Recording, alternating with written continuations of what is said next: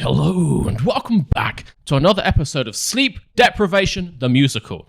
My name is Mr. V, and I'm currently sat in a camping chair at turn 13 at Albert Park, the favoured parking spot of many drivers. Liam Lawson, Gabriel Bortoletto, Carlos Sainz, Swan here as well. We'll get onto that in just a second. But you will notice we've cleared away all the cars, and I'm actually joined here by the Classroom Screen. Once again, because I have another special guest here on the podcast this weekend. I am joined, of course, by DanNoSkill. Welcome. Hello. Thank you for having me on. I appreciate being here. Mate, you're very welcome. Very welcome. I'm just collecting YouTubers like Pokemon cards at this point. But nice of you to make time at 7:15 in the morning on Sunday. We've just finished the Australian Grand Prix about an hour ago at this point. And what a race. Well, I would say at least. I don't know how that was for you. Yeah, I enjoyed watching the race for the spectacle. Maybe not the outcome for the drivers I support, though. I was a little bit sad with some of those ones, but I'm sure we'll get onto that. We will. But you've got a big Alonso stood there behind you. He not fantastic for him. But as you say, we'll get onto that in a second. As always, we're back to race review. I haven't had a race review for quite a long time. I actually missed the last two races last year because I was on holiday, so I haven't done a race review since Las Vegas. It's been a while. For those of you new to the podcast, we're going to talk through a couple of storylines of the weekend. We're again going to go through in kind of chronological order. We'll talk through quali, then we'll talk through the race, all the happenings there, standout performances, highlights and lowlights, of which there were quite a lot of both. There were just lights in Australia. It was a dark, damp, drizzly day, but my God, it was not a boring race. It almost was in the middle, but it was crazy. Absolutely crazy. Obviously, opening race of the season back in Albert Park. What do you think of Albert Park as a season opener, Dan? It's better than Bahrain. Yes. Bahrain has been so boring. I think it's just because they do preseason testing. All the setups are like the exact perfected, and there's just no racing at Bahrain every year. So much preferred it. I do agree. I like having a track with like a bit of jeopardy as well, you know, the chance to hit a wall and like fully DNF the car, because if you go off in Bahrain, yeah, you might drop a place, but you come back on, and so we don't often see like that many people retiring. We don't get rookies and people new to the teams being like really tested up against the walls. Australia, as we'll get onto, has wiped 6 drivers, 6 non-classified finishers. It's a much better place to start the season just because we get chaos. I'm trying to think, like, if you could have the season opener anywhere, where do you think you'd put it? I don't know. I think Australia is a really good one to start it with because it has those elements of like traditional track, but it also has the street circuits where if you make a mistake, you're in the bin. So I think Australia is actually probably one of the best. There's a reason it's been the season opener for like the most races. Well, I don't know if it like Albert Park specifically, Australia used to be the season opener for a while in Adelaide as well. But actually back in the day, like throughout the 70s and 80s, we used to often open in South Africa, places like that. It's changed quite a lot. I think I saw a statistic that Albert Park has only had the opening race like 6 times before, which really surprised me because it feels like it used to have it for like decades. But this is only number 7, I believe. But yeah, great place for an opening race and great race. Obviously, we were coming into this weekend, quite a few unknowns on the pace of the cars. We're coming to the end of this regulation cycle, but there's been quite a lot of movement in vehicle pace. They're not all like stagnant in the same position as the last year. Obviously, normal Formula 1 off-season speculation, everyone trying to guess which teams are fastest. It looked like McLaren were the clear favourites. They'd have the clear fastest car, and that has kind of come true, but they haven't just locked down a 1-2. We're not back to like 2014 vibes. It's not quite as easy for them as they would maybe hope. Up and down the grid, we saw a lot of surprises in qualifying. Cars just all over the place. But then also into the mix, 8 teams have a new driver lineup for this year, and 5 true rookies, 6 rookies if you count Liam Lawson, like 6 full season rookies. So tons of people in new seats.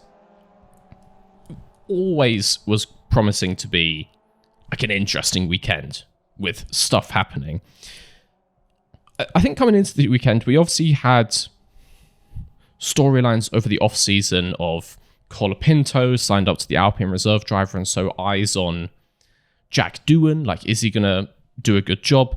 We obviously got Liam Lawson now in a Red Bull, and the continuous Red Bull driver market churn with Yuki Tsunoda not getting called up, that kind of thing. I will say, from my perspective, to start this weekend, Jack Doohan, in the Alpine at least, was looking pretty amazing. He was like on pace with Pierre Gasly all through practice. And then the same in quali as well. I want to say he was close to Gasly. We'll get onto quali in a second. Yeah, no, I was surprised that Jack Doohan actually, because obviously like going into the season, the whole thing was like, oh, he'll last 6 races and then be binned off for Colapinto. But yeah, he really surprised me. I mean, practice, he was reasonably close to Gasly. And then I was sort of, I mean, I know we're going to get onto the race, but I was a little bit disappointed we didn't see more of him, because I'm kind of curious now to see like actually how close is he, and could he be scoring some points and putting in a decent job at Alpine? Yeah, he really impressed me. Definitely, like, of all the rookies, he looked the closest to his teammate before the race, like through practice and through quali. So we didn't see much of him in the race, but I'm excited to see what he can give us. I'm excited for him to keep that storyline going, not just have a foregone conclusion that he's going to have 6 races and then be fired. Really looking good. The other rookies coming in, we've also got Bortoleto, back-to-back Formula 3 and Formula 2 champion. He's kind of down in the Sauber, so there weren't too many expectations of him.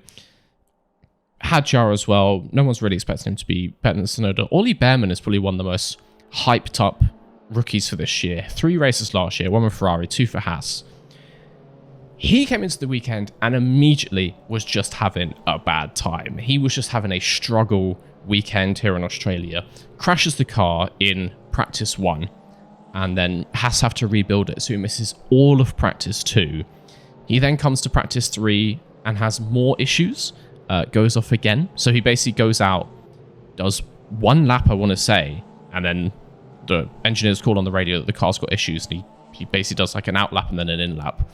13 laps in total through all of the practice sessions, when the average driver does more like 100. That's a tough situation if you're Ollie Behrman. Like, he basically doesn't know the track, doesn't know the car, hasn't been out, has just been sat in the garage watching engineers like pull bits off his car. That's not a fun place for him to be. And then let's get on to quali in that case. We get to quali. Ollie Behrman comes out, and first person out the pits, or second person out the pits behind Ocon, bins it immediately. Yeah. Well, the engine issue, wasn't it, in quali for Behrman? He had the gearbox not working. I think the gearbox kind of like dropped out from underneath him, which caused the car to turn around. Yeah, and he just got called in and then didn't come back out. Oh, I think, and that was it. Yeah, I'm confusing FP3 and quali, but yes, yeah. Behrman, literally the worst possible start to the weekend, had basically no practice and didn't qualify, set no time in quali. Obviously, Formula 1 has rules like the 107% rule, and you have to show that you're fit to take part in the race. Those rules mean nothing. They just ignore them, and so they ignored them again, and he was allowed to race regardless, despite the fact that he basically hadn't driven at all, which is nice for him. And it worked out. He was fine in the race. But yeah, Ollie Behrman, no qualifying time, therefore qualifies P20. And ahead of him, Esteban Ocon, his teammate. So, Dan, I did a preseason predictions video, and it was bold predictions for the year. And one of the ones I put in there that I got the most backlash for was I predicted Haas to be P10 in the constructors this year. I said that I thought they were going to be the worst team this year.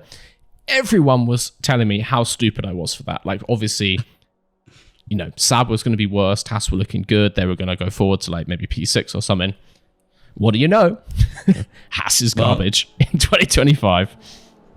Yeah, this was just, I mean, if this is going to be Haas's pace for other tracks, I know obviously Australia's quite different in the way you set up the car compared to some of the others, just because of the nature of the sort of circuit. But that was just, yeah, it was really bad for Haas. I mean, they look awful at the back. Even if Ollie Behrman got to run in qualifying, I don't think it would have made much of a difference because the car just looked nowhere. They weren't making any overtakes. They weren't even really fighting with anyone.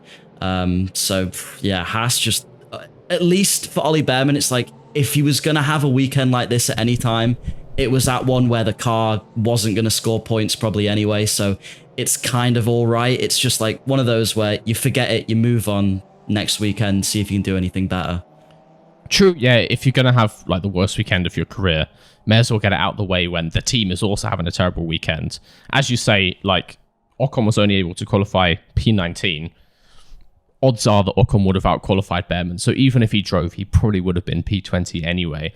Haas had a mixed time in Australia. They've also had some very good results here. They got that like P5, 6 several years ago, back in 2018, I want to say.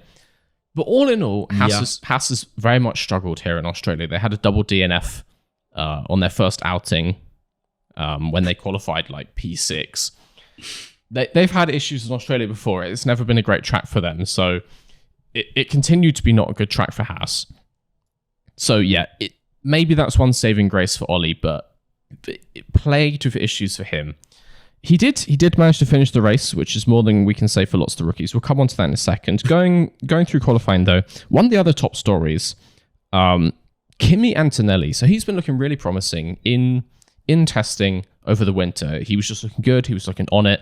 Obviously not on the same pace as Russell, but then again, that's quite a high standard.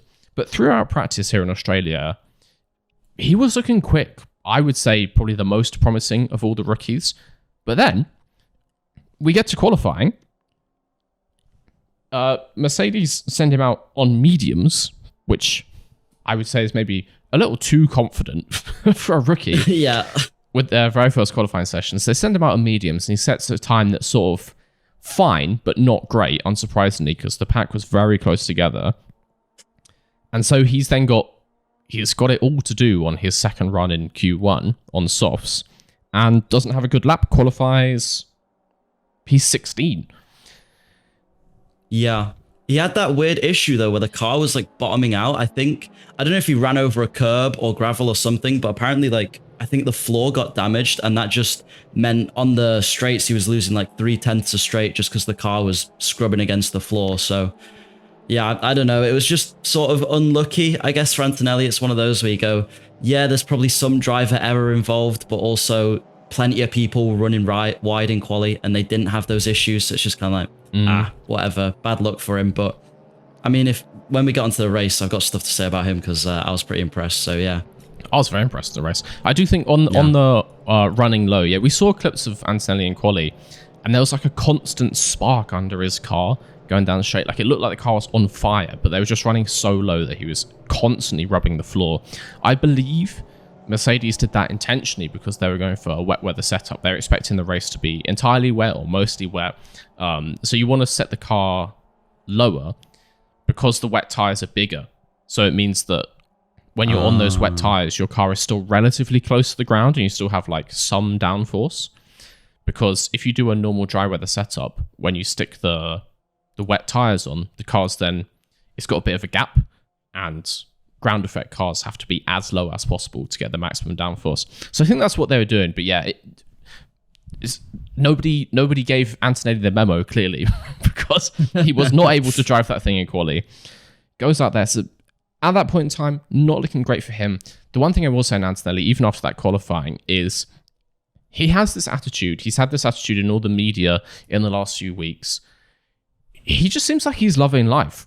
Like, he came out that quali, P16, they interviewed him, and he still just had a massive smile on his face, didn't look forced, and he was just like, yeah, you know, it's not great, but we'll do the race tomorrow, I'm looking forward to it. Like, he it seems like he has zero pressure on him, and he's just, like, out karting with some friends. Like, he's just having a great time.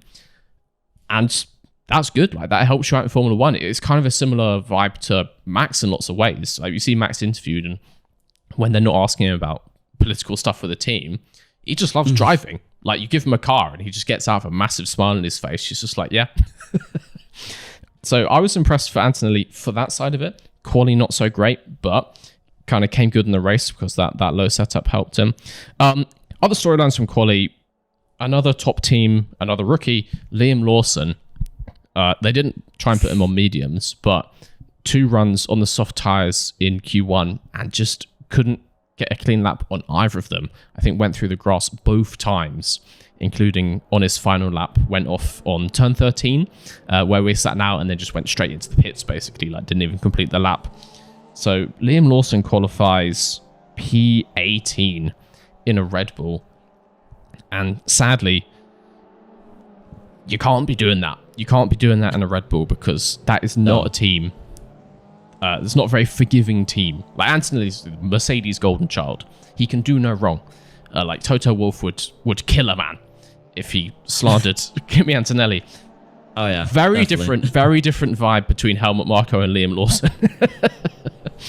Yeah, so, it's crazy. I mean, Liam Lawson, it wasn't even, that's not the same Liam Lawson we saw last season, who was giving Checo the middle finger and looked like he was just up and coming and nothing could hurt him. This was like, I don't know, maybe Sergio Perez snuck back in the Red Bull or something, because it was just, it was like watching that all over again. I was really shocked, to be honest, because I expected a little bit better from Lawson. So hopefully this is a one-off for him, because, yeah, like you said, Helmut Marko is not very forgiving. No, yeah, it looked like Perez cut the brake cables in that car before he left. But yeah, I mean, there've been lots of talk about this Red Bull is hard to drive, and we've seen the same thing with Max throughout all of practice and even through quali. Like, he was struggling to just get used to that car here in Melbourne. I think Red Bull and Racing Bull's RB are actually like very different cars. You would expect that the RB is just like last year's Red Bull and they're really similar. It seems like actually that is not the case. From everything we've seen, the RB is one of the easiest cars to drive. We've seen Hadjar jumping in and immediately being rapid. One of the storylines here is Yuki Tsunoda got into Q3. Isaac Hadjar qualifies P11, but was so disappointed to not be in Q3. Like, clearly he thought that he was able to do it, and he looks comfortable in that car, in quali anyway. But yeah, Liam Lawson seems to have the exact opposite thing, and that Red Bull looked impossible here in Melbourne. So if you're a Liam Lawson fan, if you want to give him some forgiveness, I would say he probably had quite a tough job coming into this. I imagine not everyone is a Liam Lawson fan, and there's going to be a lot of people already, calling for his demotion, calling for Yuki Tsunoda to be moved up. It's going to be a tough situation for him. Yeah, he's got to ignore those voices, really, because I mean, you're going to look at today and be like, well, clearly Red Bull have made the wrong decision and Yuki should be in that seat, especially after like qualifying when Yuki was P5, I think, and Lawson was obviously down in 18th. But he's got to kind of ignore that and just carry on, because if he lets that get in his head and he keeps going down that path, it's just going to make it harder and harder and make those voices louder. So yeah, he needs a bit of time as well. Red Bull have to, even though they're not known for being patient, they've got to be a bit patient with him because he is brand new to the team. Yeah, they got to give him, obviously, like, even if they were going to replace him, you wouldn't do that after one race, but they have to hold off the rumors for several races as well, because as soon as the rumors start, like, you quite easily put a driver in a very bad place mentally, and Formula One is so dependent on the psychological side of it. I do think Liam Lawson will probably be okay. I think, what should I say? There's other drivers who would struggle with that. The media speculation more. Liam Lawson, I've said it before, is a cocky little bastard in the nicest way possible, and I think that's a good thing. I think that's a good thing for a racing driver. You have to be, completely self-confident to the point of being basically delusional, but you have to, because if you have a bad weekend, in the grand scheme of things, that's 1/24 of the season. It's almost nothing, but it's all that's going to be talked about for the next week. He just has to see it as like, yeah, that wasn't great, but we're moving on. China's a new weekend. Like, we're going to win the race. So he has to go into it with full self-belief, and as you say, he has to just like ignore it, just block out all the haters. And I do think Lawson is more well-equipped mentally to do that than some of the other rookies. So I believe he'll be fine mentally. We shall see whether he'll be fine in terms of actual pace on track. The final storyline from qualifying, Williams. And specifically, both of them in Q3. We only had two teams with two cars in Q3. Ferrari, kind of unsurprisingly. No, wait. Ferrari, McLaren, and Williams. Yeah, that's impressive, actually. I forgot about that because obviously Red Bull and Mercedes had their drivers drop out. With Williams, I think the big thing is like how they've jumped Aston Martin, because for the past 2 years, we've had Aston Martin as this clear sort of like, you know, they're between the top teams in the midfield, whereas now Williams have sort of blurred those lines again, which is good for them. But if you're Lawrence Stroll, you got to be thinking, shit, how can I buy that team now and put my son in there? Yeah, so obviously there was all this hype with Carlos Sainz going fastest on the second day of testing. I was skeptical of the hype, honestly. I thought they were just going for glory, you know, trying to maybe sign some more sponsors at the start of the season. I was skeptical on Williams. I was still expecting them to be down more kind of like P7 kind of area behind Aston Martin. Turns out it wasn't a fluke. It turns out they could be quite fast. So in the end, we had Albon qualified P6 in the Williams ahead of both Ferraris. And then Sainz qualified P10 in the end. But just to get both cars into Q3 is crazy. Best Williams qualifying in almost a decade. Albon's P6 is their best grid position since 2016. So, wow. Like, clearly, that team has had a turnaround. They're doing well. The one thing I will say is, looking at the setups of the cars, before qualifying, both Williams and RB had gone into the weekend for a very low downforce setup, like a very shallow rear wing. Albert Park is a fast track. You don't think of it as being one of the really high-speed tracks in the same way as like Jeddah or Monza. But it does have one of the highest average speeds, and you do have quite a lot of straights. You've obviously got the main straight, then down into turn 3, you've got the whole back section. So there's quite a lot of like full throttle, high-speed parts of the track. It can benefit from just running almost no wing and having no drag. Williams were doing that as well as RB, and it seems to have paid off, because whereas Albon was P6, ahead of him, Yuki Tsunoda in an RB that some people thought was going to be the slowest car this year, P5. That car should not be there. No, Yuki Tsunoda he's continued this sort of form where like he's been putting in pretty decent results, you know, and it's getting better. I think it's when you first saw him, maybe in 2023, I could understand Red Bull not wanting to promote him, because even though P12s and 11s were all right for where the car was at, it's not the performance Red Bull sort of want to go, yeah, you're going to be our second driver. But if he starts consistently putting himself up in those points, I think Liam Lawson's going to have to watch out, because, you know, Yuki Tsunoda is there and he's gunning for that seat still. He is. Qualified P5. It did kind of unravel a little bit for Tsunoda in the race. We'll get on to the finishing positions in a second. But you can't ignore that quali. And as I said, Isaac Hadjar qualified P11 and seemed disappointed not to get into Q3. So clearly within RB, they were confident they were having a good weekend. They thought they had a lot of pace in that car.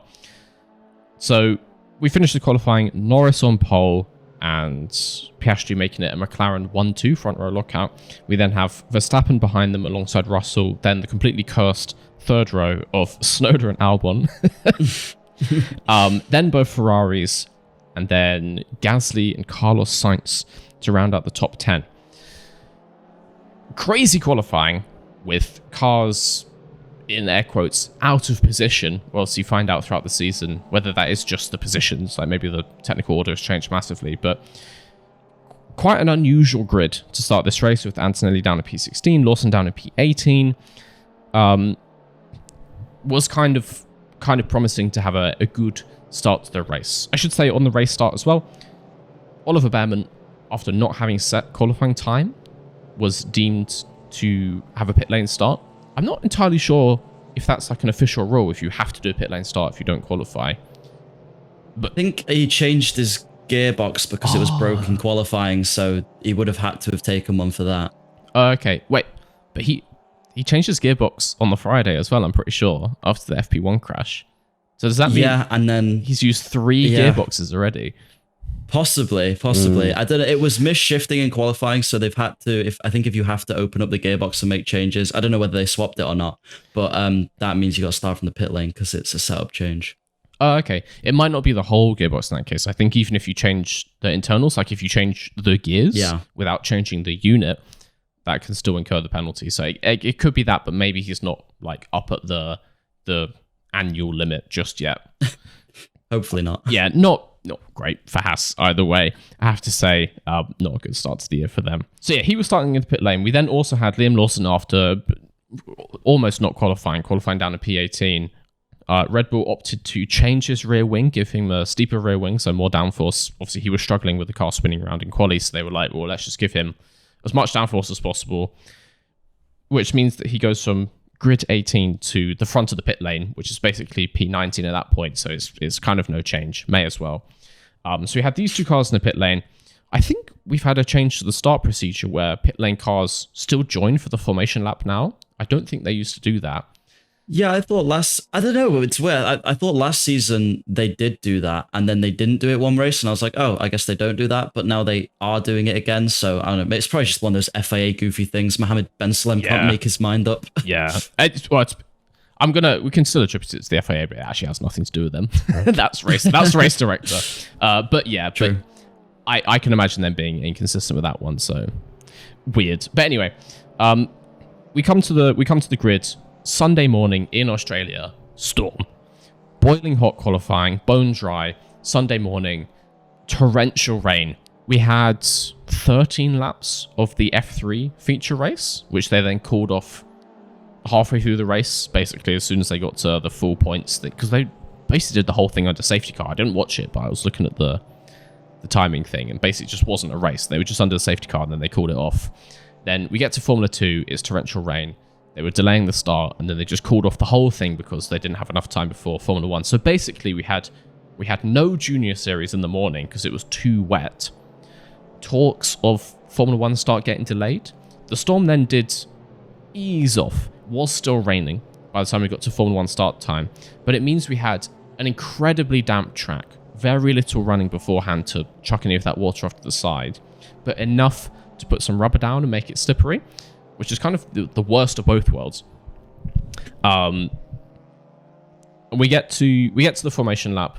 It's still raining, and Isaac Hadjar says, "Nah, don't fancy it." Sticks it in the wall at turn 2. Yeah, poor. And he started crying afterwards. Yeah, I felt kind of bad for him. He looked inconsolable. We had these shots. I'll get a picture. We had these shots of Isaac Hadjar got out the car, and then we just stood there, helmet on, like looking down at his feet. Seemed to be, potentially crying, but certainly like inconsolable. So unhappy. As you said, like he was disappointed to not be in the top 10 in qualifying. So to then bin it on the formation lap to get a DNS in your first race, not even a DNF, that is brutal. When he was thinking that he could be on food, like points on debut. Brutal stuff. But he was just caught out. Like he's never driven a Formula 1 car in the wet before. He's never driven a race in Albert Park before. Formula 1 cars are tough. So obviously he came around turn 1, got on throttle just the tiniest bit, and if you spin the rear wheels in a Formula 1 car, suddenly you're facing backwards, and you're flying at the wall at 60 miles an hour. So it's kind of easily done. It's something that he will now learn. That's an experience he'll take with him. I think everyone's basically done it at some point. But yeah, just a shitter. Yeah. Channeled his inner Lance Stroll there and just binned it on the formation lap. Feel bad for him, but I don't know. You just got to come back next weekend and do it again, but better. Yeah, hopefully he has like the right mindset towards it. Hopefully it lights a fire under him and he comes back and he's determined to do well in China, which could be a wet race again. So hopefully he learns how to get on throttle.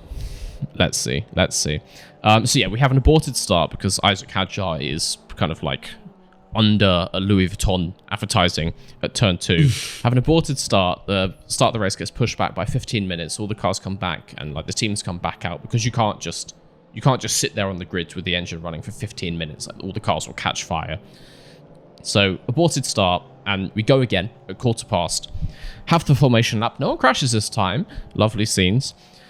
Until we actually start the race, you know, we get through the first corner, all clean, because Albert Park Turn 1 can be a bit messy. Everyone goes through. It's looking like we're going to get underway with some racing. No.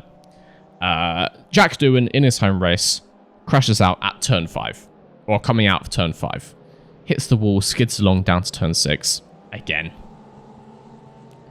It was such an unlucky crash as well, because it's not one of those where you kind of go, oh, you know, he got on the power a bit too early. It felt like he got on the power fine initially, was starting to accelerate, and just caught that white painted line bit where they say it just spins you, and then that was him in the wall. Yeah. So yeah, obviously Albert Park is a public place, and for the rest of the year, there's like cycle lanes around the route of the track. There's a car park at Turn 4. There's tons of these painted white lines, which are incredibly slippery in the wet. I think it was exactly that. He got on one of those, maybe just as he like shifted up through the gears, that kind of thing. So yeah, he was on throttle. Obviously, like went through Turn 5, got on power. He's like, right, made it, haven't crashed. Great. Probably not expecting it at that point, like a second later.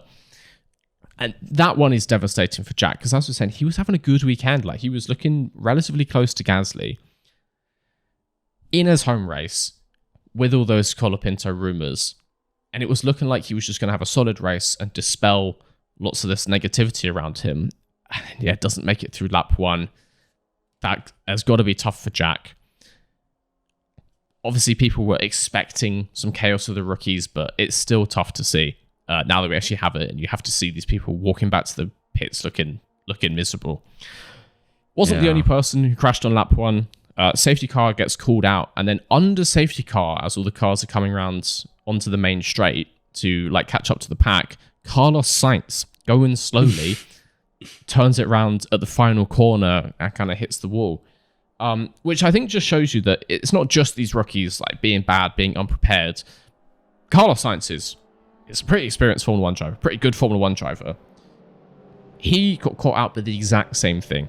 Obviously, he's in a new car with a new engine, so maybe it's like slightly different throttle response, that kind of thing. But again, he gets spun around, and so we get to the end of lap 1, 3 cars down. And that is... I mean, Ericsson hit him, though. That's all I can say. Again, it's tough for Carlos because, you know, he was looking good, got into Q3, Williams having all this momentum behind them, people saying they're on the resurgence, like they could be up as the 5th best team, maybe even like regular points contenders. I've seen people making wild predictions about like a Williams podium or Williams win at some point this year. Not quite sure about that one, guys. Yeah. Temper your expectations. But obviously he was probably expecting to be fighting for points in this race, which is great, having moved to Williams. Bins it on the first lap. That is tough. And then has to go back to the garage and watch Alex Albon do the entire race in like P4. That just sucks. Well, yeah. In all fairness, the last thing I was expecting, like even near the start of this race, was to see a Williams near enough to the podium that I was getting slightly excited that they might actually get one. I know a win might be a bit of a stretch, but like after that race, I genuinely could see them getting a lucky podium somewhere if the situation, the conditions are right. Yeah, if we get another race like this. So Albon actually spent most of the race in P7. He started P6, and he had Tsunoda in front of him, Leclerc behind him. On the safety car restart, Leclerc manages to jump them. So Leclerc's up in P4, and then Tsunoda, Albon P7. And we then, after this early safety car, we then get, like, the first half of the race is relatively uneventful. Basically, everyone stays in the exact same positions. We have Norris, then Verstappen in P2. He jumps Piastri at the start. Then Piastri in P3. Then a gap, and we have Russell, and then a gap, and then we have this pack of, like, Leclerc, Tsunoda, Albon, Hamilton, and then people behind them. And nobody makes any overtakes for the first half of this race, apart from Kimi Antonelli. Obviously, he's at the back, so he was fighting people like Gabriel Bortoleto. Maybe not the hardest, but literally the only person to make any overtakes for like the first 20 laps. And he was looking good. Like, he just settled into it, didn't spin it, didn't seem too phased by the rain. And while we had like Hamilton on the back of Albon, wasn't able to make a move, Antonelli was just like, rain? What rain? Just drove through the pack, managed to get himself back up into like P11 relatively quickly and on the back of Alonso. I was impressed. I was impressed by Antonelli today. 100%. He was really, really on it today. And I think, obviously, when he first joined F1, he had that crash in the FP1 session straight away. So that threw a bit of doubt into, like, why is Toto back this guy? Then in qualifying, he wasn't very good, and over practice, there was nothing, like, magical going on there. He wasn't setting record-breaking lap times. But this race, I think, proved that Toto, at least for now, has made the right call, because that was very impressive of him. To come back all the way from there and finish where he did finish, was it P5 in the end after the penalty? So yeah, he finishes P4 on track. He was given a penalty, 5-second penalty for an unsafe release, which I have not seen. We didn't see it in the TV coverage, and I haven't seen a replay of it. So I'm yet to have any confirmation that he did anything wrong. As far as I'm concerned, Antonelli is my golden boy. Just been screwed over by the stewards here. But no, finishes P4 on track, up from P16. So made 12 places. Did get a 5-second penalty, which drops him behind Albon in the final classification, but still 11 places gained for Kimi Antonelli. Crazy impressive. Really good for him. Yeah, he was in P11 for this kind of first half of the race. We then get into where the race kind of really kicked off. So everyone was running on inters for the first 20-ish laps, and it had been kind of drizzling. It had been lightly raining, but then the rain did ease off, so obviously we start to get a dry line appear. We start to get some discussions of whether people would pit onto slick tyres, but we had like McLaren out front, and they didn't want to because it would put them behind Verstappen. And so everyone's kind of playing chicken with these stops until we have rookie Fernando Alonso, much like all the other rookies, in the exact same place as Jack Doohan, just bins it coming out of turn 5. Actually, go through turn 6, I want to say. Yeah, this is a painful memory for me to relive. I might have to turn cardboard Alonso around for this one, but cover his ears, yeah. It just looked really unlucky because he hit the curb, from what it looked like, the same as everyone else. He didn't even dip in the gravel, which at first I think a lot of people thought he did, but it just was on the curb, same as normal. It must have just been the wrong part of it, a bit wet, maybe a bit of dirt on there, spun him round, and that was it. Yeah. I think once again, it shows us that these other spins, it's not just these rookies being like unprepared. It's not. It shows us that you shouldn't pile into people like Doohan, like Hadjar, because Fernando Alonso, the person who has driven like a third of all the F1 races ever,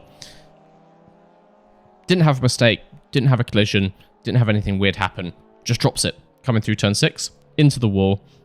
It can literally happen to anyone, particularly in a place like Albert Park. So yeah, he goes into the wall, brings out another safety car, which then causes almost the entire grid to swap onto slick tires. We have the two McLarens go onto hard tires in P1 and P2. Verstappen behind them goes onto mediums, I guess, in an attempt to like catch them on the safety car restart, maybe get into the lead and hold that position. The whole grid goes onto slick tires, apart from Haas, who were looking at the radar, seeing this chance of a very quick shower later on, decided to stay out on inters at the start of this safety car period, which for a hot minute was looking like a masterclass strategy from Haas. Like, they didn't gain too many positions when everyone else pitted, but if they could stay on those inters and everyone else would have to pit again back onto inters, Haas would like sail through the field. It was looking like it could be this huge curveball genius move from Haas, but then like 4 laps into the safety car, they went, actually, you know what? Nah, let's pit. Yeah, they got allowed to get lap the safety car and then just went into the pits and then caused a bunch of chaos. I think Ocon nearly crashed into Verstappen coming out the pits, and then they just chose to go on the slicks anyway. I think if you're Haas having a terrible race like that, you got no pace in the car, it was worth just risking it. Yeah. Even if everyone else has pitted, it's like, well, just try it. You're not going to catch them on the slicks because you've got no pace in the car. So I'd have just given it a go personally, but I agree. Not They weren't strategist. They weren't going to score any points doing the same thing as everyone else. Like, they had the slowest car this weekend, so why not? Like, yeah, your two drivers might be out on inters when it's basically dry, and therefore like churning these tires up. But if you can not do a stop that everyone else is doing, you can still probably make it work. So they were going on this wildcard strategy, and then at the end of the safety car, a lap before the safety car comes in, they gave up and then pitted for slicks anyway.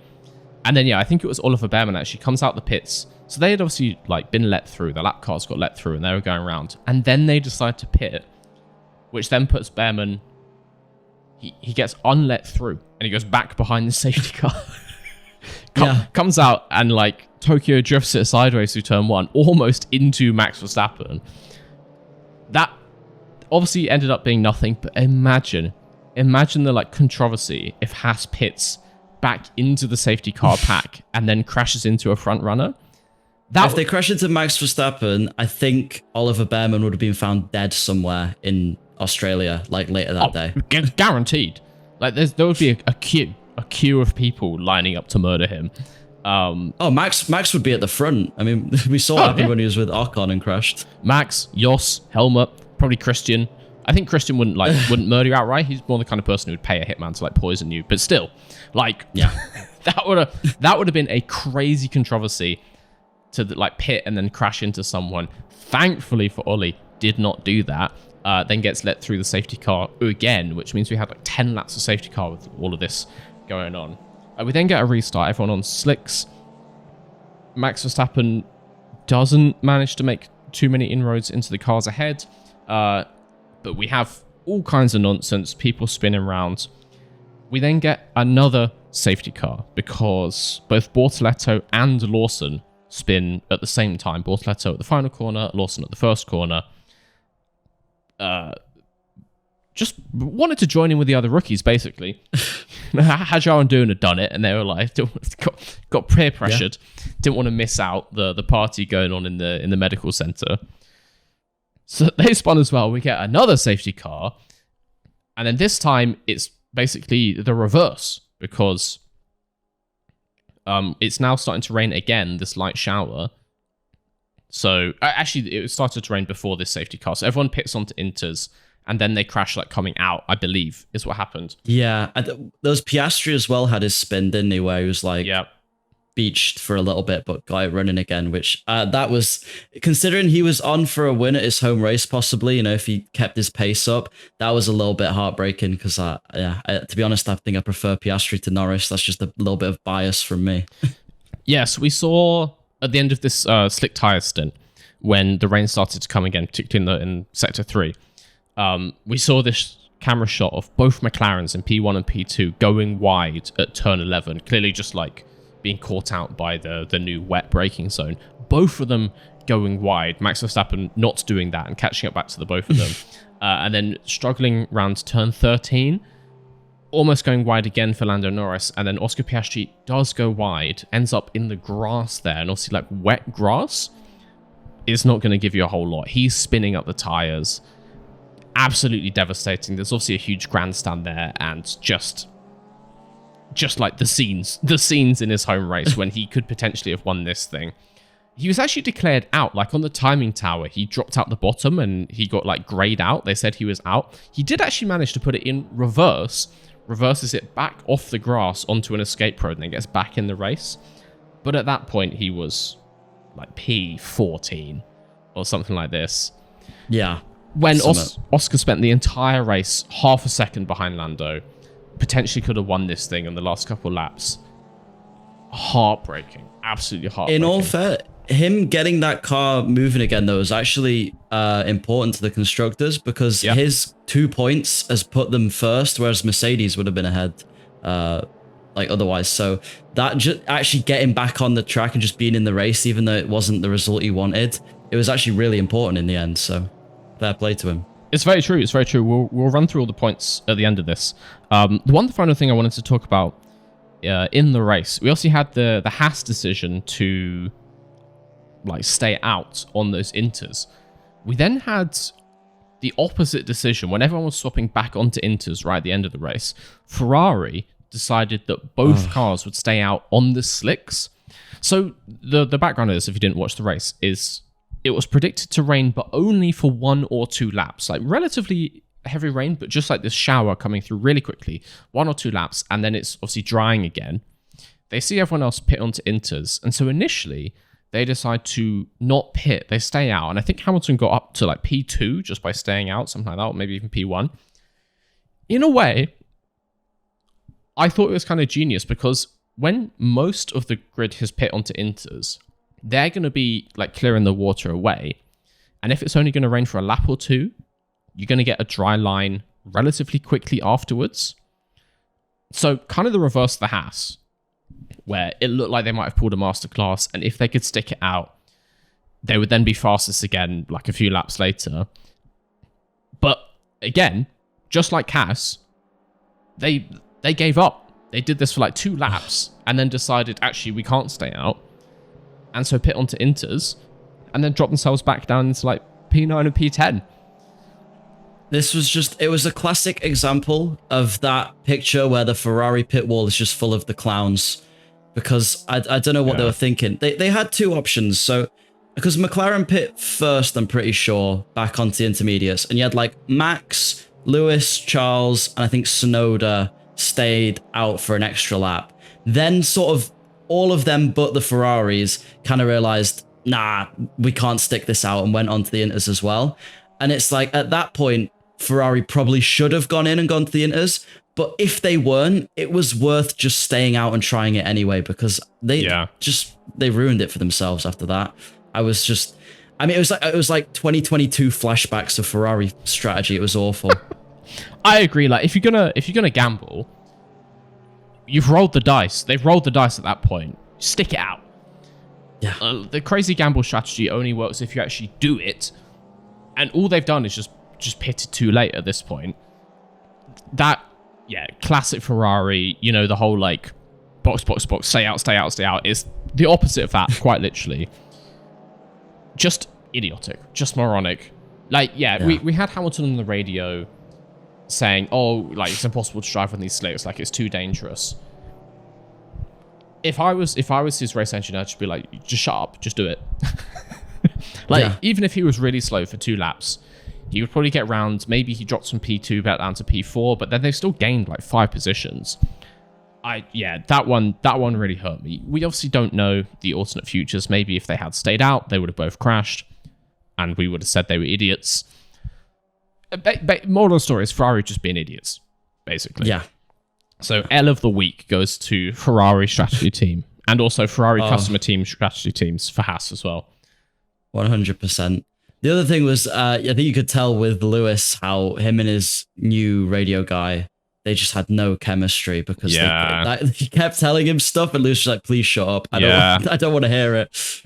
Yeah, it didn't seem the friendliest. Like, Lewis is continuing to put on this like really positive spin. He's like, oh, it's so great to be here at Ferrari. But we saw after, I think, qualifying as well, he looked fucking annoyed, basically. Yeah. So it at the very least, it's going to take some getting used to. I think that's the nice way to put it. But yeah, I obviously seen the Hamilton to Ferrari storyline is such a big deal. There's loads of people willing Hamilton to jump in and immediately be better than Leclerc, win the championship at Ferrari. There's some people with the exact opposite, and they're willing him to be completely washed and like get absolutely destroyed by Leclerc. What would you say is your take on Hamilton's kind of performance overall this weekend? It's such a tough. I think it wasn't anything magical. Like it wasn't like, oh yeah, this is why you've paid hundreds of millions to get this guy on your team. It was just kind of like, yeah, this is 2024 Hamilton, but in red instead of in the Mercedes. And in all fairness, Ferrari seemed to have fallen back, which I was kind of surprised about because all the rumors preseason were like Ferrari are going to be the team to beat. And now they were what, maybe fourth or third fastest this weekend, depending on how you look at it. So yeah, not a great one for them. And yeah, just it wasn't me going, this is why you've got Lewis Hamilton. It's me going, Hamilton's near the end of his career. Was it really worth it? Yeah, I would say I'm slightly less negative. For me, Hamilton's performance was just fine. It was just fine. Like he finishes behind Leclerc, and he was basically behind Leclerc the entire race, but he wasn't like well behind him. He was basically on the same pace as Leclerc and just like 2 positions back, but like 3 seconds on the road for the entire race, lapping at the same speed. It was just kind of fine. It was just like actually quite uneventful in the car for both of them. But Ferrari around them was just imploding. As you said, like in race sims from like Friday, people were saying that Ferrari were the second quickest car and they were the only people who could challenge McLaren. Maybe if it had been dry, that would have been true. But clearly, Ferrari has never heard of rain. And they just fully dropped the ball. I will say Leclerc did look better. Like near the end of the race, Leclerc spins and goes behind Hamilton, but then immediately gets past him again. So Leclerc does look like the better of the two, but Hamilton is neither massively ahead of Leclerc or massively behind Leclerc. It's just kind of fine. It's kind of similar to like Leclerc and Sainz, I would say. I think the problem is, for me at least, it's too similar at the moment to how Hamilton was with Russell last year. Yeah. And that you saw how demotivated he got last year being beaten by Russell, especially in qualifying. So if he has a year of that, because I don't think this year he could challenge Leclerc. He's just come into the team. It's right at the end of the regulations, so Charles is like really used to the car in comparison to Hamilton. He will be slower this year. I think that was a guarantee pretty much. But if he lets that get to him mentally, it's not going to get any better for him next year when we have a fresh set of regulations. So he's got to sort of put up with being the number 2 for a year if he wants a chance of actually sort of going for a championship or something, or being the lead driver. I think that's probably true. Like Leclerc is so good that to jump in there and immediately beat him, like particularly on like single lap pace, Leclerc, you could still argue, is the best in Formula One, or certainly like top 3. So yeah, he kind of needs to like ride it out, just stay with him, stay like 1 or 2 places behind in every race, and then build up, which is kind of just what he did. So I think it's kind of fine for Hamilton. But that's the thing, everyone was expecting some huge story from Ferrari, whatever it may be, and actually they kind of just had like a quiet-ish weekend with a bit of a strategy error. A huge story for Ferrari is Sauber scored more points than them. Yeah. So let's go through that. Like finishing order. Norris wins the race. He actually basically led from the start. There were some fumbles, and he had Verstappen breathing down his neck the entire time. But Norris does come home to win the Australian Grand Prix. Verstappen P2. After Piastri goes off into the grass, that promotes Russell up into P3, with Alex Albon being classified P4. So Antonelli did finish ahead of Albon, but then was given that penalty, which I still have seen no evidence for. Albon P4, scoring 12 points for Williams, which is wild. Like more than their season total just a few years ago. Absolutely crazy. Antonelli P5. Lance Stroll P6. We didn't see him at all. Had a quiet race. No. Just going around. Had decent pace. Was like ahead of Alonso the whole time, I want to say. And yeah, just finishes P6. There's a few people in here, and they just didn't have any issues. But because everyone around them had so many issues, they've had quite a good finishing position. I'm pretty sure Lance, did he just drive and then he didn't overtake anyone, but he didn't really get overtaken and then just finished? Yeah, basically. So yeah, he started P13 and then tons of other people spun out, crashed out, all this kind of stuff. It finishes P6 and he did nothing. Nice. We didn't see him Average once on the camera. Yeah, so great for him. Kind of similar for Nico Hülkenberg. Starts P17, finishes P7, but I don't think he made any overtakes. No. I mean, it was clear, like, I think that's the thing with Sauber, though, is, like, that's what they were lacking last year, is someone like Hülkenberg, who, even though the car doesn't have the pace for the points. It's just being there at that opportunity when everything goes to shit for everyone else, you can pick up the pieces. That's what you need. You need at least one driver who can just do 57 laps cleanly.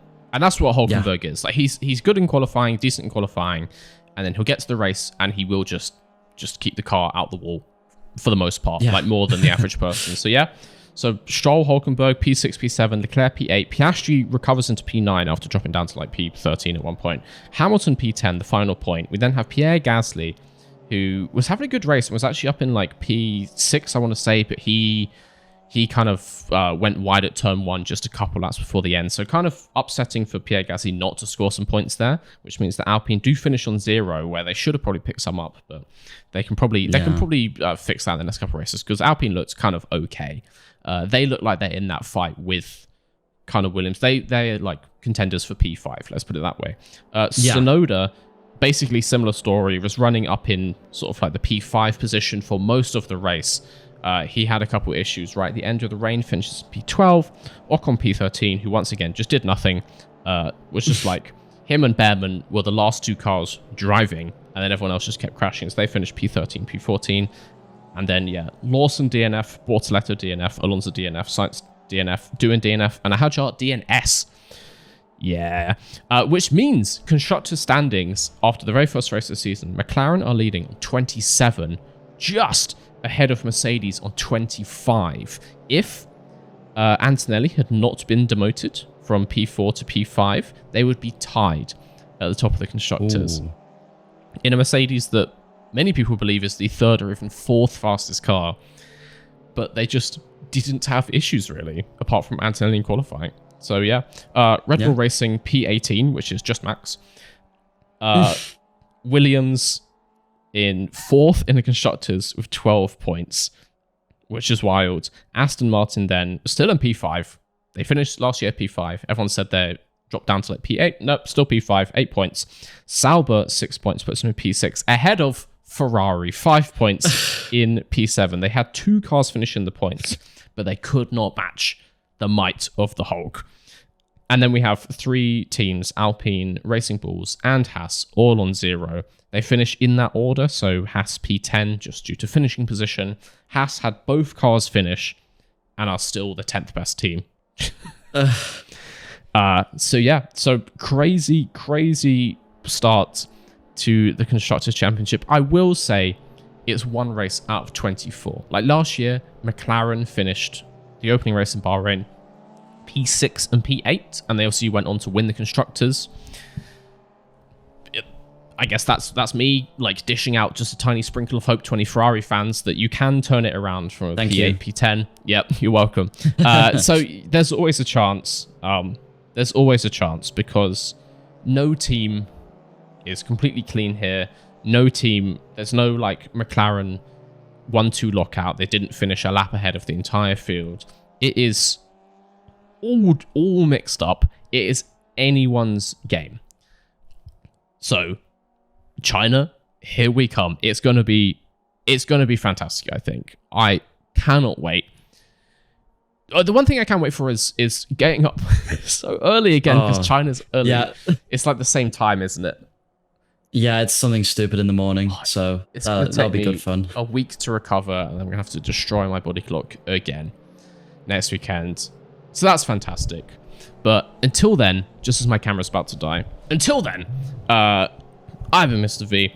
Thank you very much, Dan, for joining me here for the Camping Chair Chat. Thank you very much for having me. It was a lot of fun. It was. I don't know if the race was great or if we're just fully delirious from the lack of sleep. Bit of both. Bit of column A, bit of column B, but having a great time regardless. Don't know about you. I'm going back to bed, I think. Yes. Time to sleep. So yeah, we will see you. Well, I will see you in a week's time. Hopefully, Dan, you'll come join me again sometime on the classroom monitor. But yeah, until then, I've been Mr. V, and I'm Mr. C. You later. That is the outro. It's incredibly dumb. That is so cool. I love that outro. Best joke ever. Thank you.